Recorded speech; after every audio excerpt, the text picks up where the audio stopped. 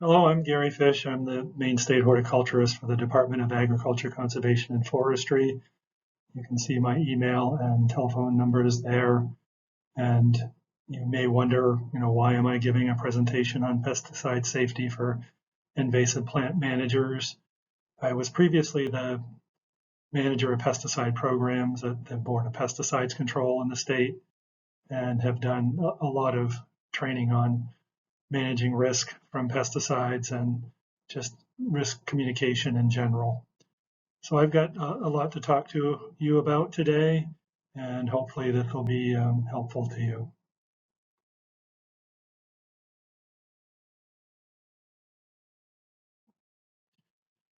So just starting out, this is really how we see ourselves using pesticides, kind of the quick fix.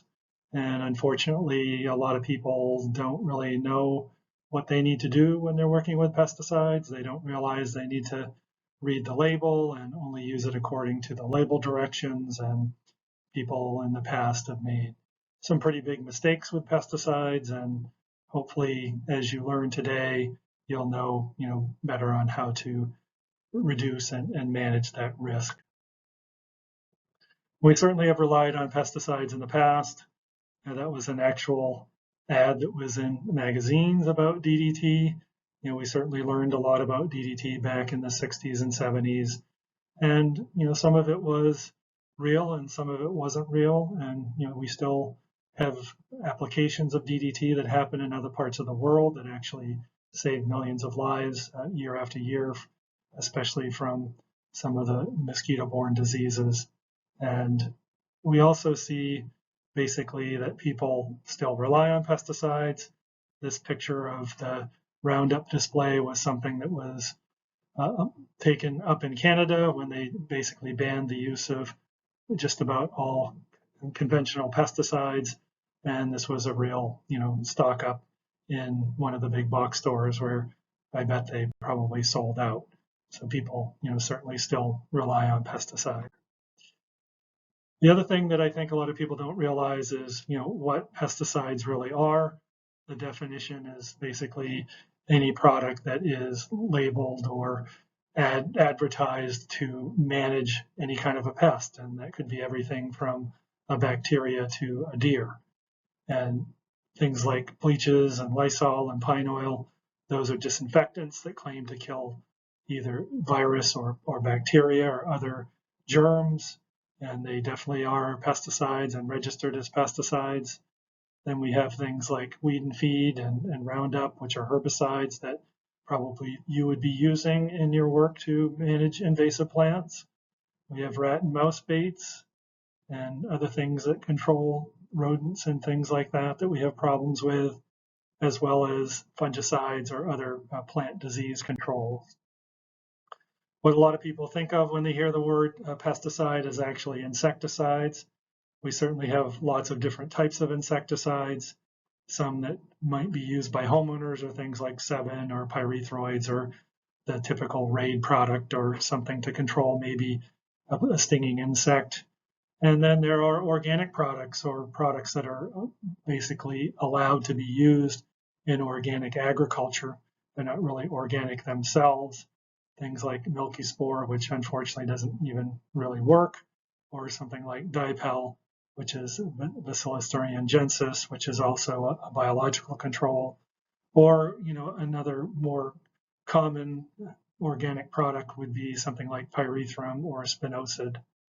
And then even wood preservatives are pesticides. So there are many products that are used on wood to reduce the decay or attack by insects. Now, there are a number of products out there today that are exempt from EPA registration. They're not exempt from state registration, and they're certainly not risk-free.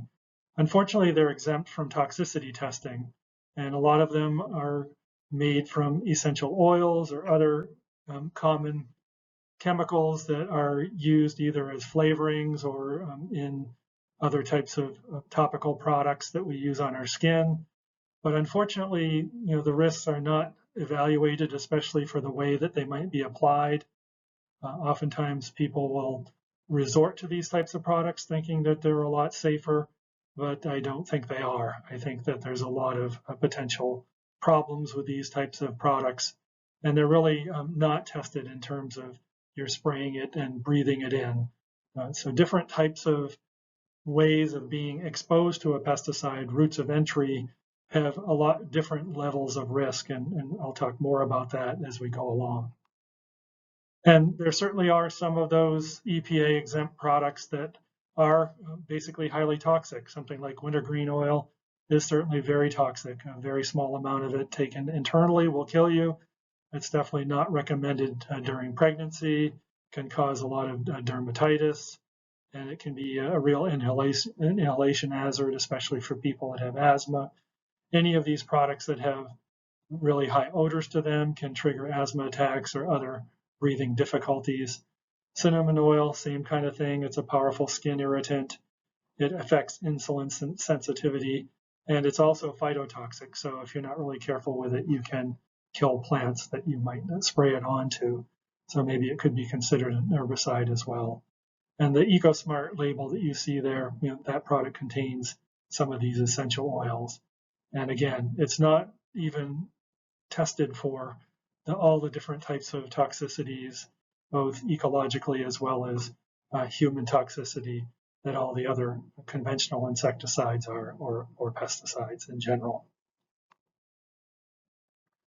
So, basically you want to be buyer beware. If you look all the way over to the further right column, you can see where some research has been done on some of these 25B herbicides, basically showing that they are not very effective. And, they are especially not very effective on woody invasive plants. They might work on seedlings or very young weeds, but they're not going to work well on an already established plant, and especially a deep-rooted woody perennial.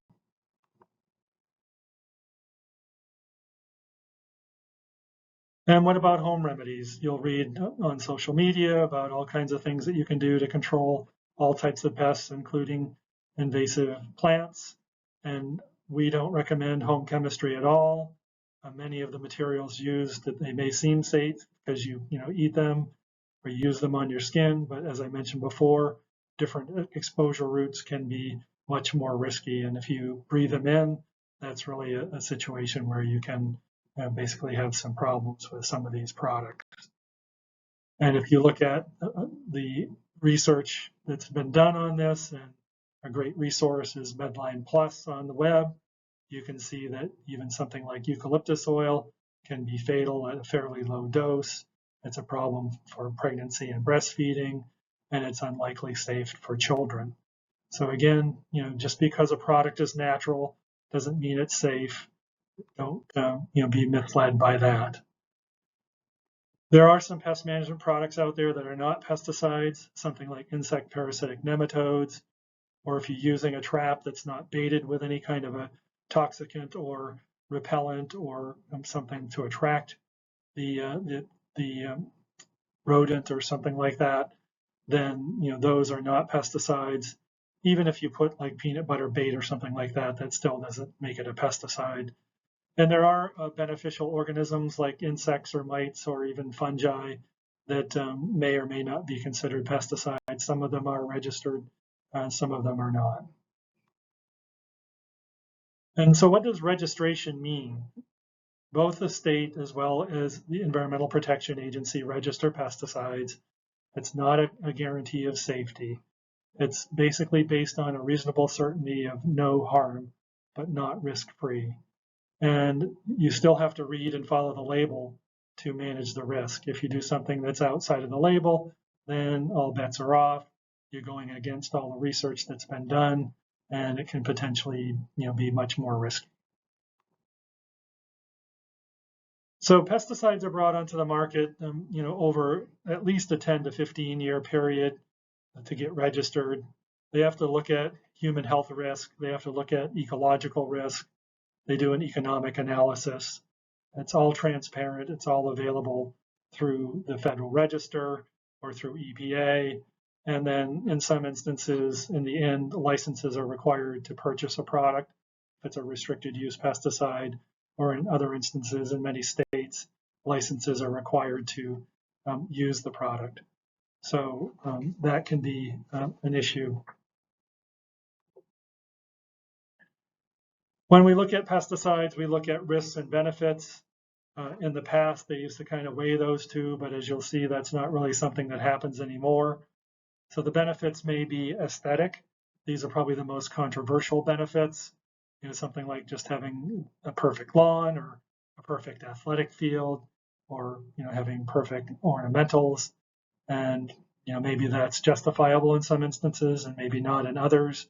An athletic field that has lots of weeds can be a lot worse in terms of potential injury to the players, whereas a lawn is a different story. And having healthy or saleable plants and produce is something that growers really have to have. We don't accept anything that's not pretty much perfect in today's world, and it makes it so that the farmer can't earn a living if they can't provide almost a perfect produce. It also requires providing a higher yield. In today's world, we have so many mouths to feed. We need to have the highest yields we can get on every acre of land, and pesticides, especially herbicides, help to allow that to happen. Weeds are the biggest competitor in most situations on most crops, and using herbicides increases the yields dramatically. And then in Maine, we have something like the brown-tail moth or deer ticks that are either a nuisance or public health pest. And in those situations, the benefit there is to reduce that risk, to reduce the potential for some sort of dread disease, or to reduce the risk of a serious, some sort of dermatitis. Looking on the other side to the human risks, we look at them in two different ways. We look at acute risks, which happen right away after exposure, or chronic risks that may happen months, days, years away from the actual first exposure.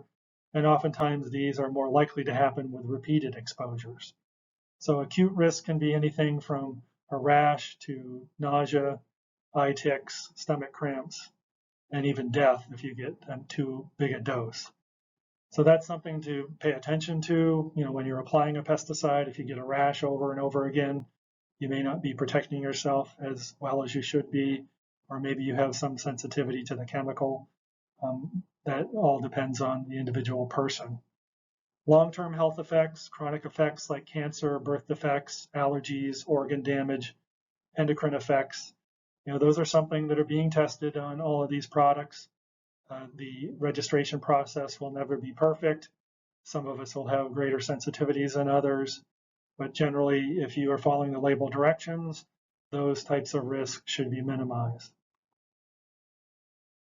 The other thing that we look at with something like pesticides is what is the risk of using it versus the risk of not using it. Today, I just was in a meeting about West Nile virus and Eastern equine encephalitis. Basically, that risk is growing in Maine right now.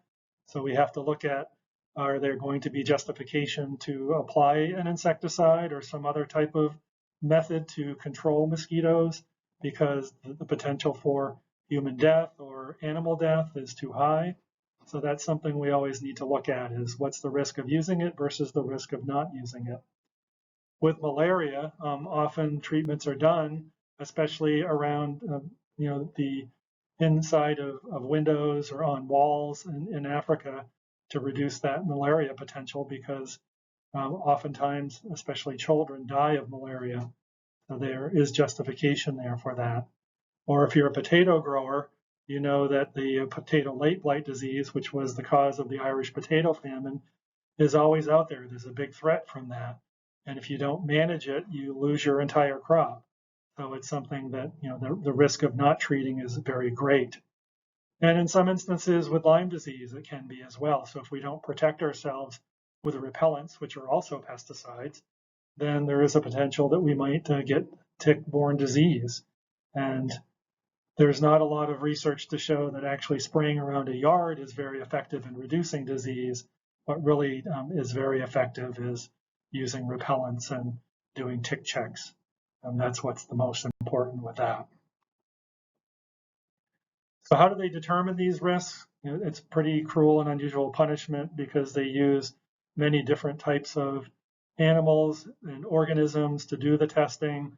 It is testing that is going to, probably in the long term cause damage to that individual animal, and we can't test them on humans, so that's how it's done.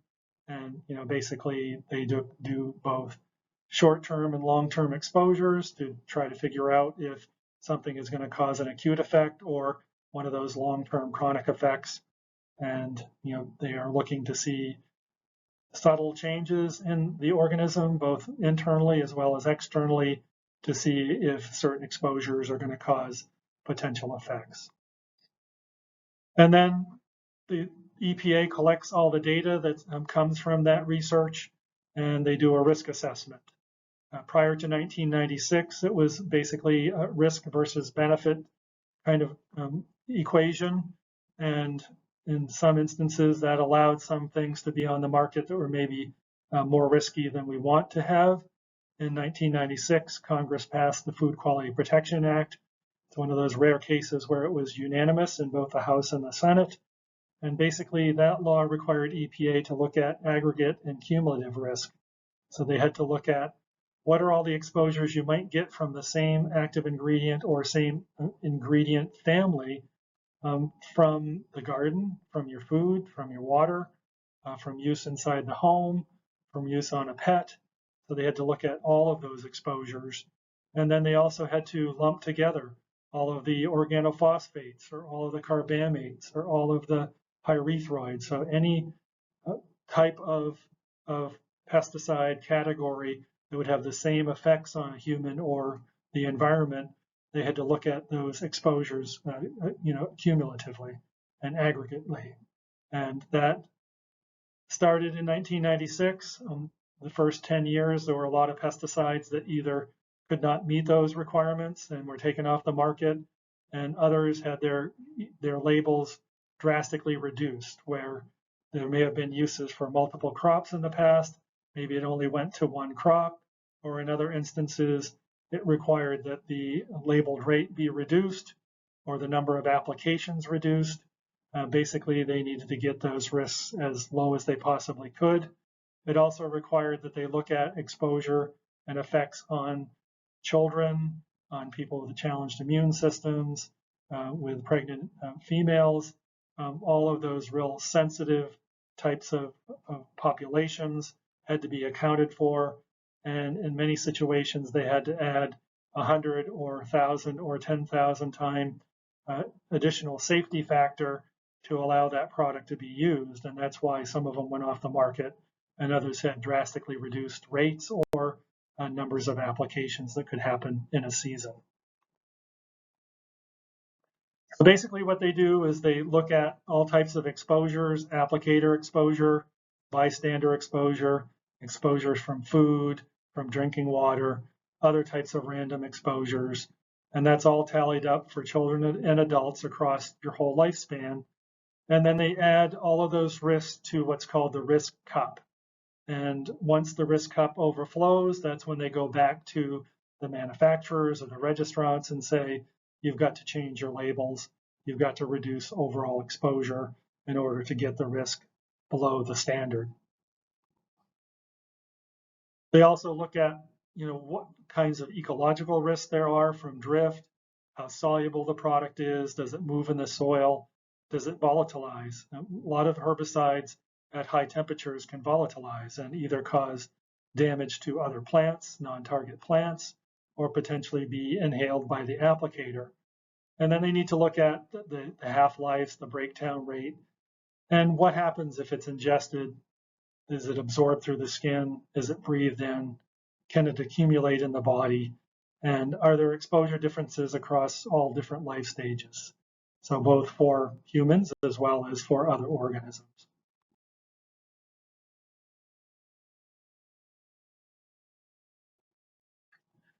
So then, they're going to look at acute testing. They look at all the routes of exposure, oral, through the skin, inhaled, eye exposure, irritation, and sensitization. All of those different types of exposures to see, what's going to happen. Then they also look at if you get a certain exposure one time, are there delayed effects that may happen from that single exposure? So they're looking, both for immediate effects and also an acute exposure that causes delayed effects. Then they start looking at trying to establish what's called the lethal dose 50%. So this is the level that kills 50% of a test population. So they start out with a certain number of organisms, and they keep dosing them until they get down to the point where you see half of the population dying, and then they set that as the lethal dose 50%. And they establish that both for oral, so internal, as well as dermal and inhalation. And in many instances, those levels of exposure can be quite different.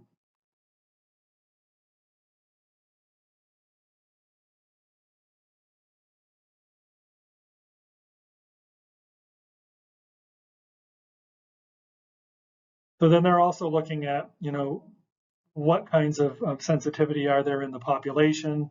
In some situations, some are going to be more sensitive than others, and you may or may not get that. So you need to have a proper number of organisms to do a good test to know whether you're actually hitting the right population. And EPA requires quality control, quality assurance on all of these tests that are done by the registrants. The registrants do the testing themselves based on the requirements that EPA sets forth for the lab and for all of the research. So they're also looking at acute data for things like ecological effects. They use certain models for certain organisms. So for pollinators, they often use a honeybee. For birds, they use ducks and quail. For fish, they use bluegill and rainbow trout. For aquatic invertebrates, they use water fleas and midges and shrimp. And they also, in some instances, use saltwater species. And then they look at vascular and non-vascular plants. So they can't test this on every single organism or every single plant, but they do try to use what they consider to be fairly sensitive populations to indicate whether or not there's going to be effects on different types of organisms. They also look at long-term effects or chronic testing. So they're looking at whole life studies, both for what they call subchronic and chronic. They look at dermal, inhalation, all those different routes of entry, and try to establish what's called a no observable adverse effect level. And in that instance, they're looking at what kind of exposure is going to cause those types of effects. And this is where it's really important to understand that the equation that your risk is equal to toxicity times exposure, or your risk is equal to hazard times exposure. So if your exposure is really low for anything like that, then your risk is not going to be very high. And this is where some confusion comes in with glyphosate, where the International Agency on the Research for Cancer has placed glyphosate in a category 2A, which basically is probable human carcinogen. And the reason why they did that is that, unfortunately, they don't look at exposure levels. They just look at the highest level of exposure and did that cause potential cancer. And if you then look at glyphosate from the angle that all the other regulatory agencies in the world look at it, they look at, does it cause cancer at the expected exposure levels for applicators, for people eating produce, for all of those drift situations or other kind of exposures. And then they decide whether or not it's going to cause cancer in those situations. And all of the world organizations that control pesticides do not classify glyphosate as carcinogenic. There might be one or two third world countries that are still looking at it this way, but all of the larger countries in the world that use pesticides and register them do not consider glyphosate to cause cancer. So it doesn't have that as a chronic risk. I think it's really important to always remember that all pesticides have risks. Just because you're using something that's approved for organic use doesn't mean that it doesn't have risk. There are many organic products that can be more toxic than some conventional pesticides. And that synthetic doesn't mean it's highly toxic. There's something like acelepryn, which is chlorantraniliprole, which doesn't even have to have a signal word on the label, which we'll talk about in a few minutes, because it's so low in human toxicity. But it still has risk. It has risks to aquatic invertebrates and other non-target organisms, so you still have to be careful with it. And just because something is natural doesn't mean it's safe. Actually, nicotine sulfate is one of the most toxic pesticides ever developed. And rotenone, which used to be a standard control for insects for organic growers, is not on the market anymore because when the Food Quality Protection Act came through, the manufacturer did not want to do all the testing that was needed to register it because they had already seen studies that showed that it was a potential cause for Parkinson's disease. So they declined to re-register it for the use in gardens. It is still available and used for fish control, invasive fish control, but that's the only use that it has anymore. So just keep in mind that even natural or organic products are toxic. If you look at these two different ways of looking at toxicity, on the right you see the oral LD50s, and something like nicotine is at the very top, rotenone as well. So there are a number of natural products that have the lowest LD50. So the lower the LD50, the more toxic it is. And you see it's all mixed up. It doesn't matter whether it's natural or synthetic. It really just depends upon the product itself. And some are going to be highly toxic and some are not. If you look at the kind of risk determinations on the left, you can see where a lot of both natural and synthetic products were tested. And again, you've got some natural ones that are really high in risk and others that are not. And some synthetic that are high in risk and some that are not. So natural doesn't really mean anything. When I see a product that's advertised as natural, it really makes me skeptical because if that's the only good thing about it is that it's natural, then it could mean that it's natural, but it's going to kill me if I'm not careful with it. And I think Paracelsus was, definitely had a very important point to make, is that everything is a poison. It's really nothing out there that isn't poison. Even water is poison. It's really about the dose. So if you drink too much water all at once, like over 1.5 liters per hour, you can get hyponatremia and die, just like the woman that was playing in a contest quite a while back for a radio situation. They had a contest. Whoever could drink the most water at once without having to go to the bathroom could win the Wii game station.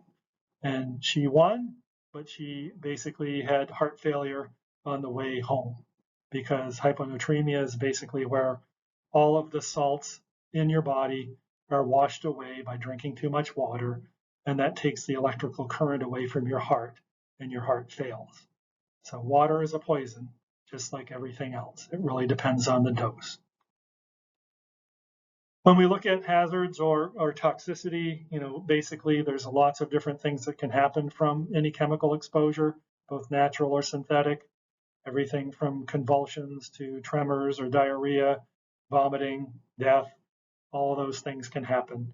And especially for some of the really highly toxic insecticides that might be out there, these are some of the things that can occur from those. Most herbicides don't have this level of toxicity, but some of them do, or especially if you were using something that's a fumigant that's going to kill all plants and soil, those are really highly toxic. So, this can happen from water, all these same things. So just, keep that in mind. This is kind of the equation that I look at, is that risk is equal to toxicity times exposure. So if you've got something that's a restricted use pesticide, it's got the danger, poison, a Peligro signal word on it, which we're going to talk about in a second. That's something that very small amounts will kill you. So if you don't wear your respirator, if you don't wear your gloves, if you don't protect yourself from it, there's a very good chance that you could have severe outcome from something like that. So with signal words, that's a quick way to assess the acute risk, not necessarily the chronic risk, although it also helps to assess whether or not it might cause irreversible eye damage or just irritation to the skin or eyes. So the signal word caution basically is the lowest level of risk. It takes a fairly large amount of it internally to kill you. If you get it on your skin, it's probably going to maybe cause some sort of sensitivity, but it's going to be reversible. Same thing goes for eye exposure. If you get it in your eyes, it's going to, basically cause some irritation, but it's not going to cause irreversible damage. Signal word warning. Again, it takes a relatively large amount to kill you, but you're going to have more effects from it at a lower dose. If you get it on your skin, it's probably going to cause burns that are going to take a long time to repair themselves. If you get it in your eyes, it may cause irreversible damage.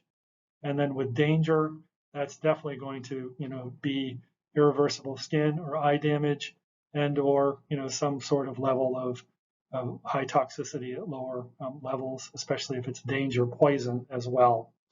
So if you look at the products that are here, Rodeo, which is the glyphosate herbicide, that one has the caution signal word, the brush killer, which is, a number of different types of 2,4-D or other types of herbicides that causes some skin or eye irritation. That gets the warning signal word. And then the organic product, the Weed Terminator 2.0, which is 20% acetic acid, has the danger signal word, because if you get that in your eyes, it causes irreversible cornea burns, or if you get it on your skin, it causes burns that are going to take a long time to heal.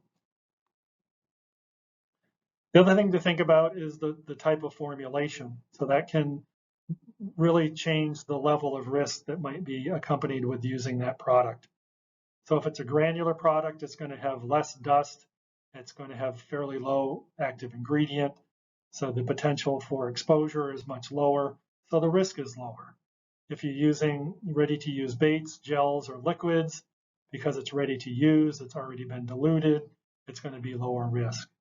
If you're using something that's a dust, even though it is lower active ingredient percentage, it has a high inhalation hazard. And inhaling something is the worst type of exposure in most situations because it can go directly into your bloodstream and directly into your brain and cause severe injury. Same thing goes for aerosols.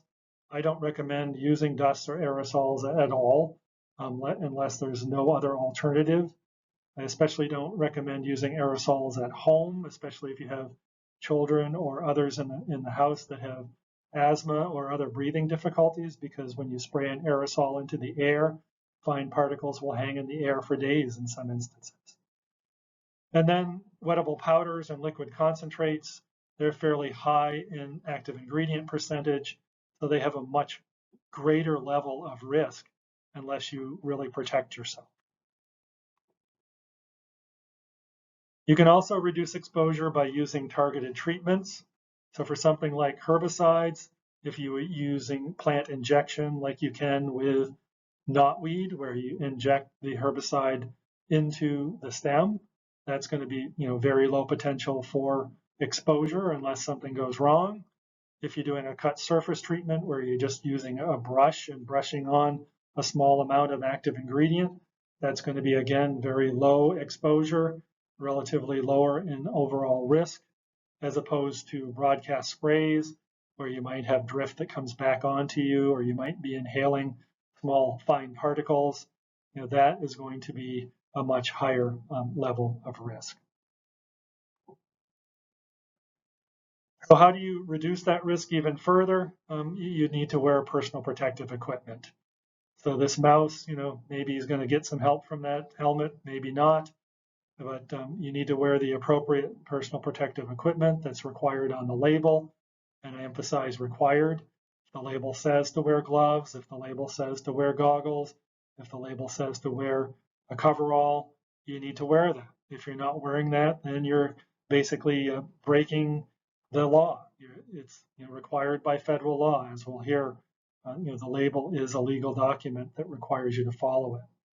So if you look at the picture to the right with the woman that's spraying, she probably is making a couple of mistakes there. She's not having anything on her head, covering her head. She's spraying above her head.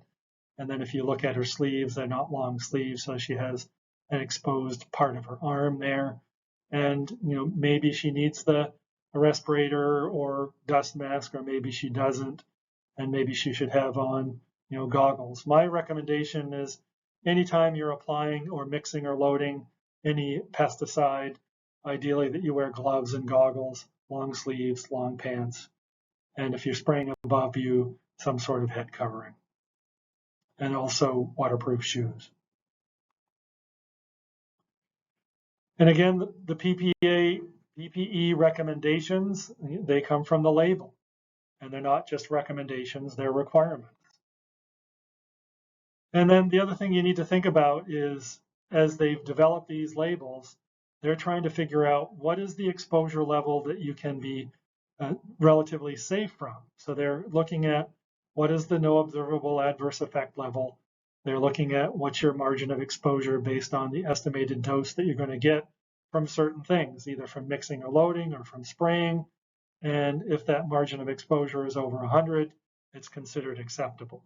So they do field trials with products like this to try to figure out what kinds of exposures you're going to get and how does that compare to the overall no observable adverse effect level, or the NOAEL.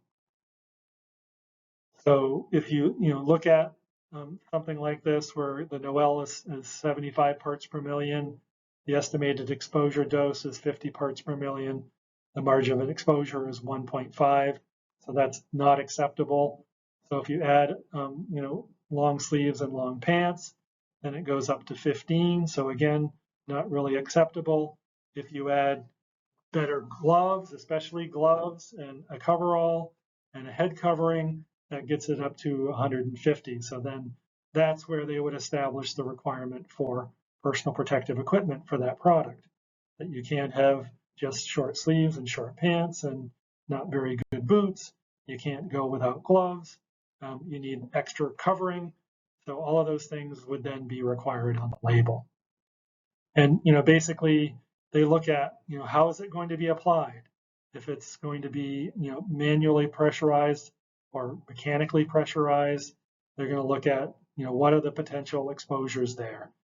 Is it going to require gloves, double layer gloves, whatever it may be. So they're doing that assessment to try to figure out what is the required level of protection that's going to provide you with that acceptable margin of exposure. So again, the language on labels, it's not just a bunch of made up directions by the manufacturer or their attorneys. They are requirements, and they are based on real world numbers. So read the label, that's the minimum. Keep in mind that if you have exposure day after day after day, that's going to increase your risk. And you might even want to consider adding additional protective clothing, as long as it's not going to cause you to have heat exhaustion or some other outcome. And then, as I mentioned before, ideally wear gloves, long sleeves, long pants, shoes and socks, and some sort of waterproof shoes and eye protection as a minimum. The other thing is you need to make sure that it fits properly, that it's going to work for the situation that you're in. And you need to read the label and base your PPE on the type of equipment you're using or what you're doing. So you're going to need more protective equipment when you're mixing and loading, because the potential for the vapors or for some sort of spill or something like that is going to be greater when you're mixing and loading. And you're also working with something that's much more concentrated. Once it's diluted, that greatly reduces the potential for a kind of exposure that's going to cause risk, both long or short-term risk.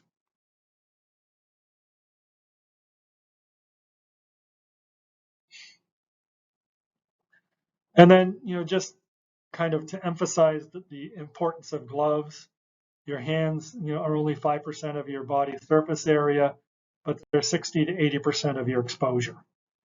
And basically, especially, the parts of your hand that you use to open things, to contact things, those are going to get exposed a lot more than the rest of your body. And that's where you're going to get the most intake.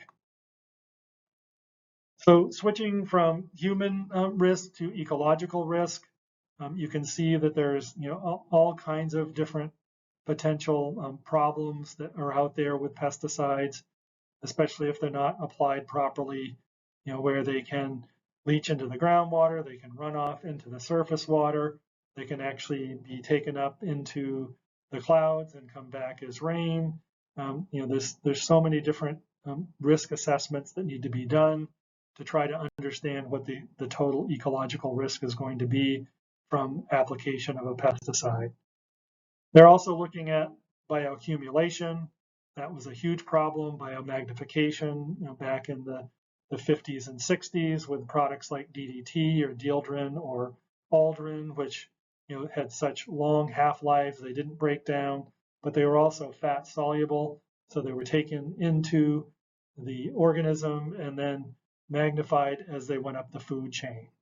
And that's one of the major problems that was noted with those products that Rachel Carson talked about in Silent Spring.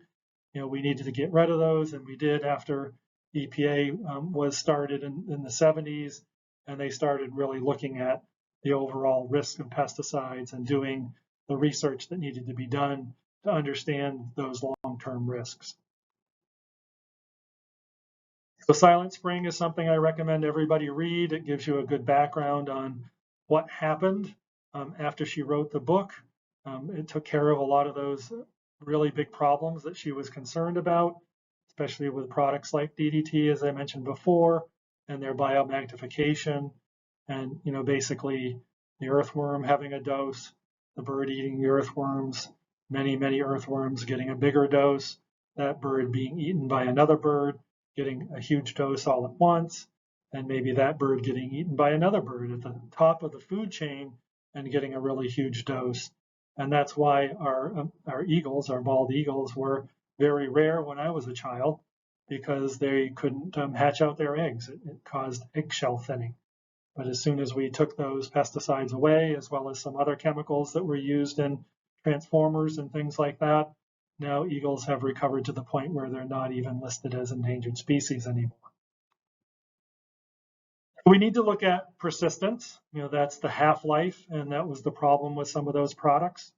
In today's world, you really can't have something that's that long-term in the soil or in the water because it won't pass muster for registration.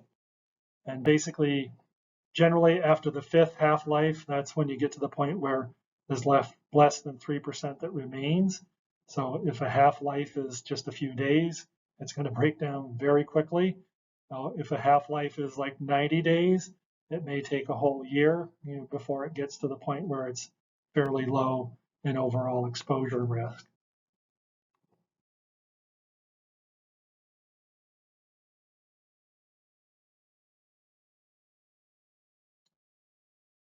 So looking at overall persistence in the environment, looking at the chemical half-life, looking at a bunch of different pesticide active ingredients, something like azadirachtin, it's only half-life of 5 days.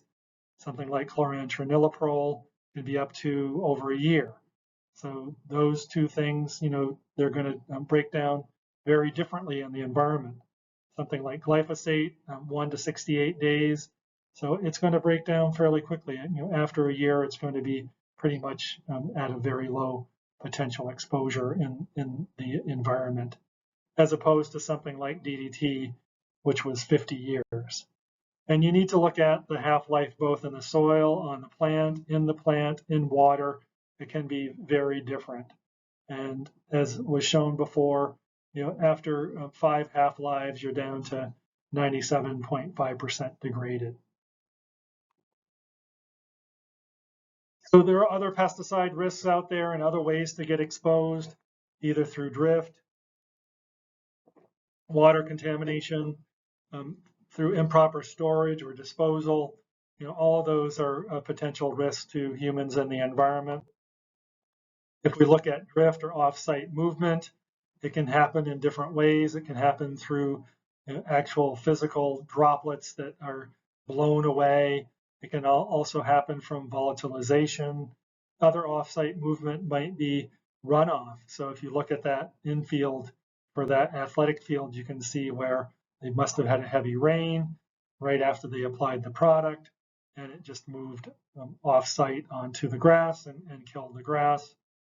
You can also get uptake in sediment, where it gets suspended in the sediment and stays there and breaks down very slow, especially in water. Looking at drift, you need to definitely, when you're making any application, make sure that you're checking for sensitive areas first. In Maine, we have a drift law that requires you to assess, if there are sensitive areas within 500 feet, make record of that if you're doing powered application, and also record the wind speed. And then you need to, keep the spray low. Don't spray up into the air. Spray with the breeze so that you're not getting it coming back onto you. And especially with herbicides, a lot of them can volatilize at higher temperatures. So generally, not a good idea to apply over 85 degrees. So make sure that, if you're applying in a residential area, that you know what's over the hedge, that you're not applying something to a plant and there's somebody on the other side that's having a cookout. Make sure that you're, paying attention to where there might be water sources or wells that you want to not drift onto.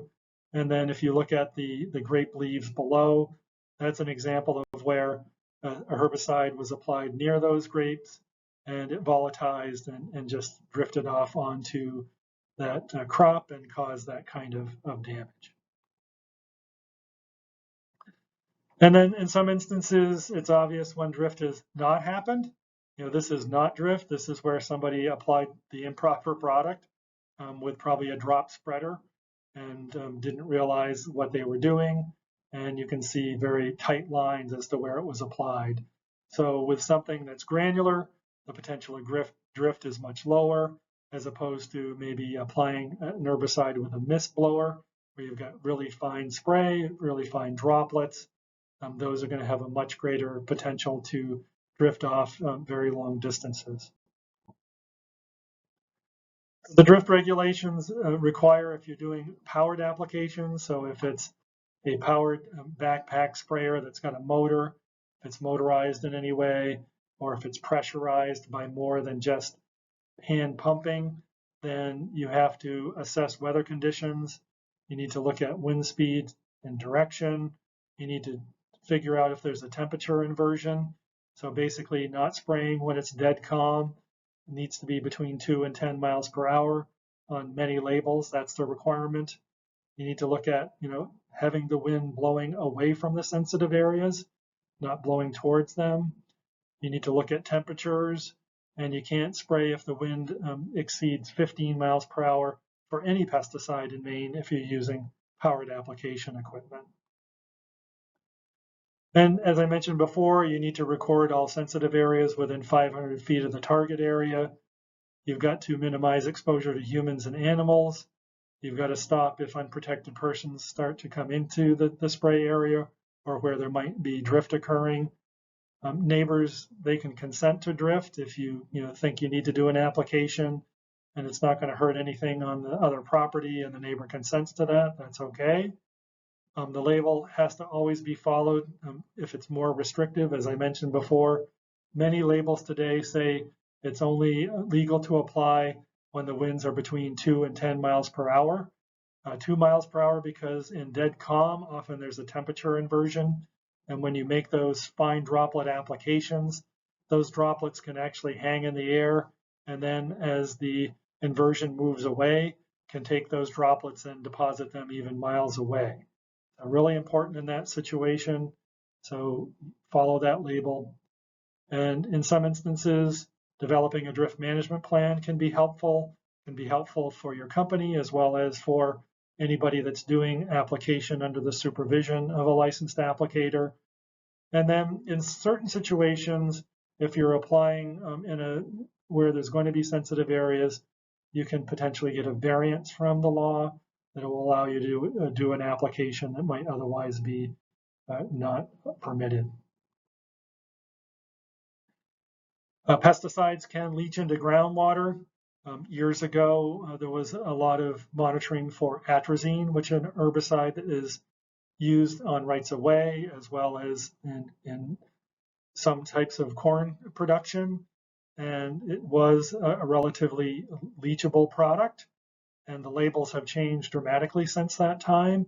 But you can see where in Maine we actually found atrazine or its metabolites, its breakdown products, that was at levels that potentially could be a problem.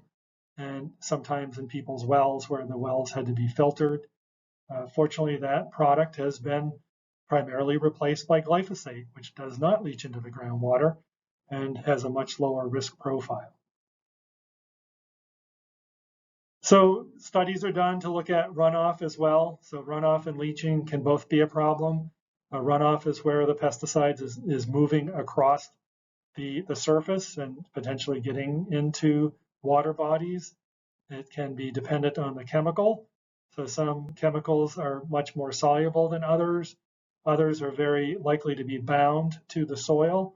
Glyphosate is a good example of that. It has an opposite charge to the soil. So once it hits the soil, it's kind of bound to that like a magnet. And also surface characteristics are important. So slope, or whether or not there's vegetation there that's going to slow down the runoff. All those different things can make a difference. You can see here in the example showing how much runoff there was on these different substrates. If you have turf or something other than bare ground, that's going to reduce the amount of runoff as well as the runoff of the pesticide. And that's an important consideration as well. So you need to do whatever you can to prevent groundwater and water contamination. So know where there might be wells on a property and stay away from them. Recommendation is to stay anywhere from 250 to 500 feet away from a well. But again, it depends on the product you're using. Some of them don't leach at all, so you might be able to apply much closer to a well. Others that are really leachable, you're going to want to provide a very wide buffer. Other things to keep in mind is that if you apply something to ledge, it also often has a direct pipeline to groundwater. Fractured ledge is where we get water from in our wells. The geology is there to allow the storage of water in those cracks and crevices. And sometimes that ledge is exposed all the way to the surface. You apply it there, and there have been situations in the past where somebody has applied something to a ledge area and there was a well under that ledge, and people that owned that well could smell and taste the pesticide within a few minutes. So it's really important to stay away from ledge areas. Same thing goes for wetlands and water, not applying to steep slopes, especially if there isn't vegetative cover there to buffer to prevent the runoff. Always know the weather conditions, not applying before heavy rains, which we seem to be getting more and more often, and that you're going to reduce that water contamination risk by doing spot applications as opposed to broadcast applications, and maybe having vegetated buffers that are developed over time. If you're going to use a pesticide that's going to get into surface waters or near wetlands, you may need a waste discharge license from the Department of Environmental Protection here in Maine, and they do have general permits for that. Basically, if it's going to go into the waters of the state.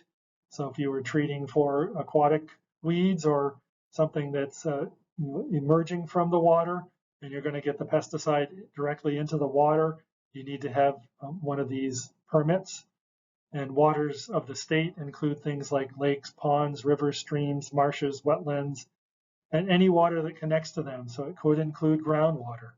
And even using something like BTI, which is a bacterial insecticide, that requires a permit, unless it's done in something that has no outlets, it's fully contained, and it's not going to leach into the groundwater. If you need to do that, there is a general permit at the Department of Environmental Protection. You need to contact Greg Wood there and ask for someone in the waste discharge permit program. There is a rule in the state of Maine that you can't do broadcast applications of any pesticide within 25 feet of the high water mark. So a broadcast application is greater than 100 square feet. And if you do that, basically you can get potentially a variance from that.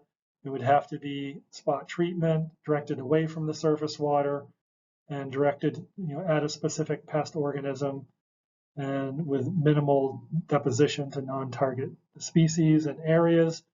And it would have to be done using non-powered application equipment that would basically avoid non-target species. So spot treatments, they're basically defined as no more than 20% of the total area that's within 25 feet, and they're not greater than 100 square feet in any contiguous area, and they can't violate any shoreland zoning regulations regarding of any kind of vegetation removal. So there is a process to get a variance through the Board of Pesticides Control.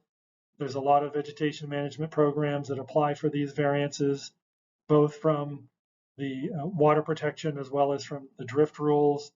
And once you have a variance, you have to follow it very closely. You need to prepare the paperwork and send it into the Board of Pesticides Control. And then the board itself has to deliberate and vote on it.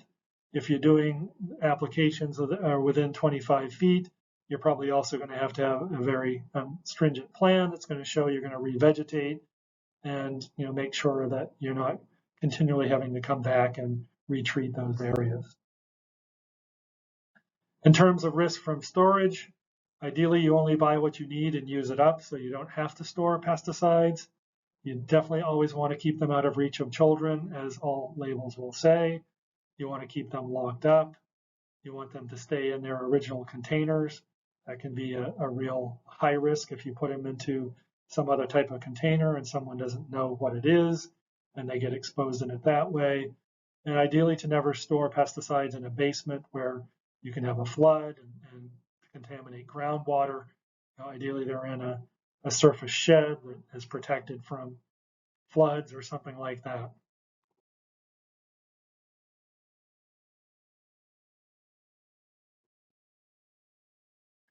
In terms of disposal, that can create some problems both of containers as well as pesticides themselves. Make sure to follow the label directions. It will have directions on proper storage and disposal. And make sure that you triple rinse containers before you either recycle them or throw them out, filling it up a third full, shaking it up with clean water, dumping that into your tank as part of your spray mix, and doing that 2 more times. That gets it to 99.99% clean. And then if you do have old pesticides that aren't usable anymore, you can call the Board of Pesticides Control and get into their obsolete pesticide disposal program.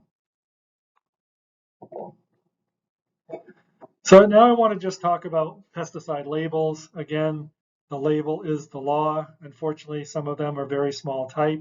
You want to make sure that you have your glasses on. Some of them are very long, so you're going to have to do a lot of reading. Ideally, you take a look at that label even before you buy the product, because otherwise you don't know if it's going to be an appropriate product for the situation that you're using it for or for the pest you're trying to control. And as I mentioned before, pesticides have to be registered by both the Environmental Protection Agency as well as the Board of Pesticides Control. You can go on the Board of Pesticides Control website, and there's a place to click on for searching for a pesticide that's registered in Maine. It'll come up with this National Pesticide Information Retrieval System. And here you can put in the EPA registration number for the product that you're trying to find out if it's registered in Maine, or the product name, or the active ingredient, and search for it that way. Many different ways to look. If it doesn't come up as registered in the state, it's not legal to use. Excuse me. And you need to call the board to find out, is this something that's going to get registered, or is this something that you can go to the manufacturer and ask them to register it in the state? So looking at a specimen label for something like rodeo, which is glyphosate, here you can see that it's got the signal word caution. You can see what the active ingredients are. You can see what the inert ingredient percentage is. Unfortunately for inert ingredients, oftentimes the labels don't show that to you. That's where you need to get the safety data sheet to find out if there are any potentially risky inert ingredients in the product. Hopefully in the future, they'll be starting to put those on the labels as well. And here you can see safety recommendations, engineering controls, personal protective equipment, what to do for first aid, what are the general environmental hazards, what are the physical or chemical hazards. So that would be, does it burn your skin? Are there hazards from storing it? Does it potentially react with other chemicals? Those are all potential risks as well. So you see what the trade name is. That is not necessarily always helpful. You need to have the actual EPA registration number. That's like the Social Security number for the product to know exactly what product you have. The chemical name is going to be under the active ingredient. It'll give you the concentrations, how many pounds per gallon that help you then figure out the rates of application. It's going to give you the EPA registration number, and there may be an EPA other number on there that's going to tell you where it was manufactured, and but the EPA registration number is the one that is like the Social Security number. You're going to find the PPE requirements, how it's going to be used in general, what's the signal word. Here it's caution as opposed to warning or danger. And then there may be information on how you can contact the manufacturer if you have questions about the product. They know more about it than almost anybody else, so it's always good to ask them for questions. There may be general information about how it works, how long it takes to see signs of effects, and so on. And then how to properly store or dispose of it, very important information. And then it will get into precautionary statements, what to avoid, how to prevent injury to you or to plants. Some things may be herbicides or even some insecticides or fungicides that will potentially hurt or kill plants. It's going to have information on how to mix it properly, how to get the rates that are either allowed or required to actually control the pest. It's going to give you recommendations on how to use it, what types of weeds it might control. Does it control perennials? Does it control annuals? Is it broad spectrum and controls everything? Is it just for broadleaves? Is it just for grasses? All that information is going to be there.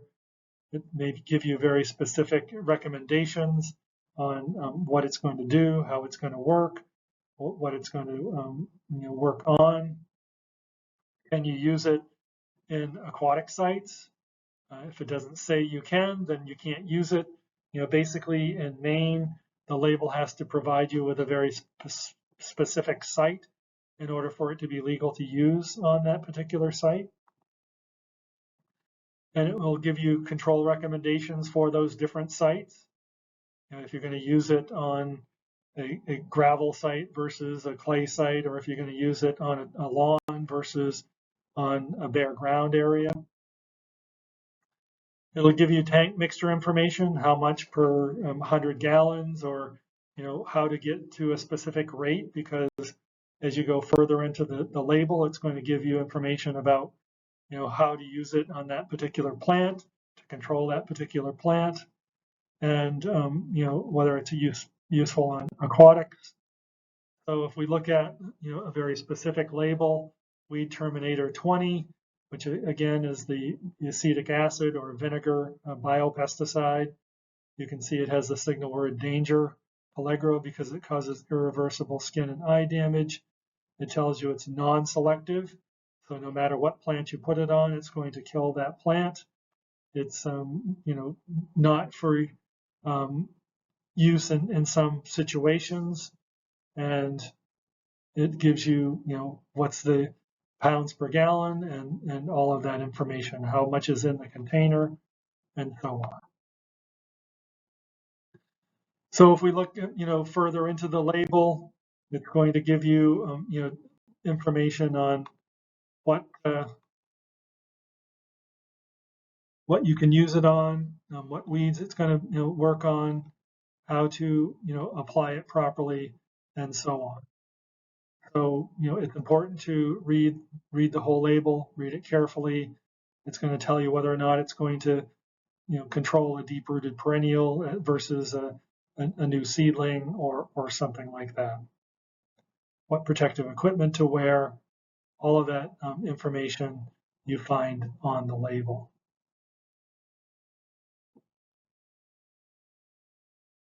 And here, you've got a warning that all contacted vegetation is going to be, affected by this particular product.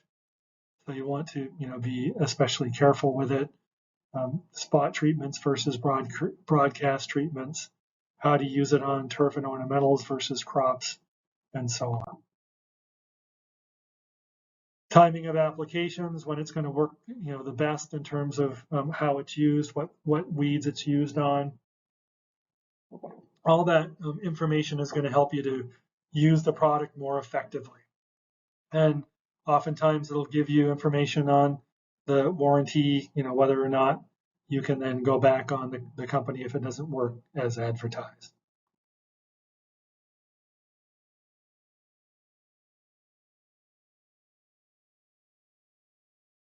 Labels are going to have information on, what to do if there is an exposure.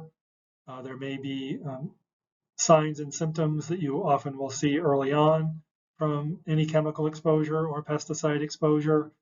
Things like upset stomach or pinpoint pupils, sweating, tingling, difficulty breathing, skin irritations or rash.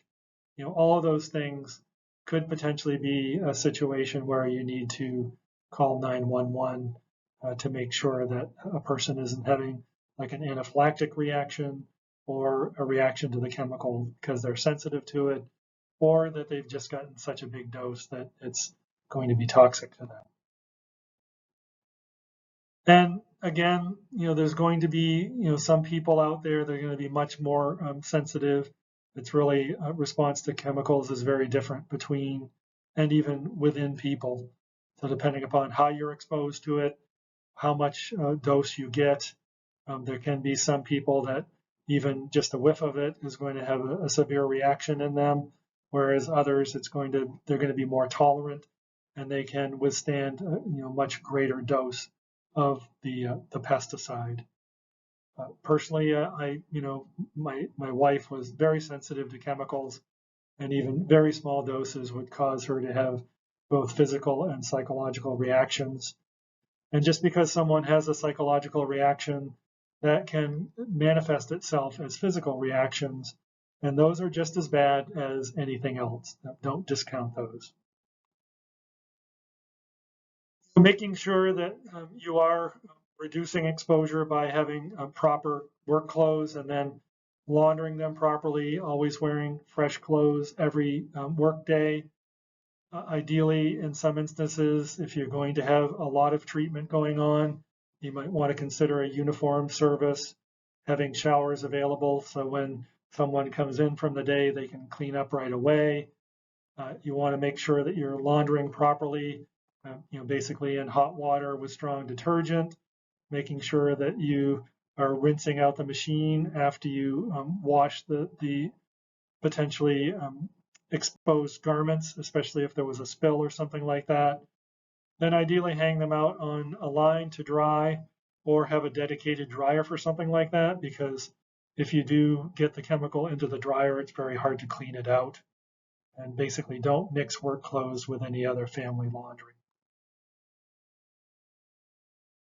So again, the name of the game is limiting exposure in any situation you can.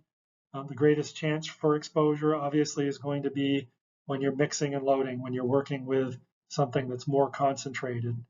And don't make applications upwind of where you're going to be standing. Don't walk through a recently treated area, especially if it was a foliar application. Don't spray over your head. Those are all different types of ways that you can limit exposure.